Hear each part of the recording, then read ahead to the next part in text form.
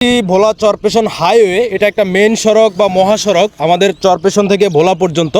কিন্তু একটা দুঃখের বিষয় হচ্ছে, আমরা যখন পুরসভার মধ্যে ঢুকবো, ঠিক ঢোকার পথেই এরকম একটা নোংরা পরিবেশ আমাদের এই মেইন সড়কের পাশে। দেখতে পাচ্ছেন সিটি কর্পোরেশনের বা পৌরসভার ময়লাগুলো এনে কিভাবে রাস্তার মধ্যে ফেলে রাখা হচ্ছে। কিন্তু এখনও পৌরসভার কাজ চলমান, পৌরসভায় লোক রয়েছে, তারা কিন্তু এই কাজগুলো অবশ্যই দেখা উচিত। এটা একটা মহাসড়ক, যেমনভাবে আপনার পরিবেশ নষ্ট হচ্ছে তেমনি করে আমাদের এখানে অ্যাক্সিডেন্টের আশঙ্কা বা ঝুঁকি থাকে।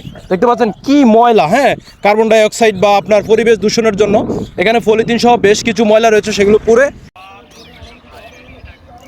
যে ময়লা যায় এতে আমার রোগ হওয়ার সম্ভাবনা থাকে, বিভিন্ন রোগের সম্মুখীন আমরা হই। আমার পাশে মানে এত পরিমাণে ময়লা, বাজারের যে সমস্ত ময়লাগুলো রয়েছে সবগুলো এখানে এনে ফেলানো হচ্ছে, কুকুরগুলো খাচ্ছে। হ্যাঁ, এইভাবে প্রতিনিয়তই কিন্তু আমাদের পরিবেশটা দূষণ হচ্ছে এই সিটি কর্পোরেশনের ময়লার কারণে বা পৌরসভার ময়লার কারণে। রাস্তার পাশে যেভাবে পালানো আছে, এটা আসলে অবশ্যই আমাদেরকে দেখা উচিত।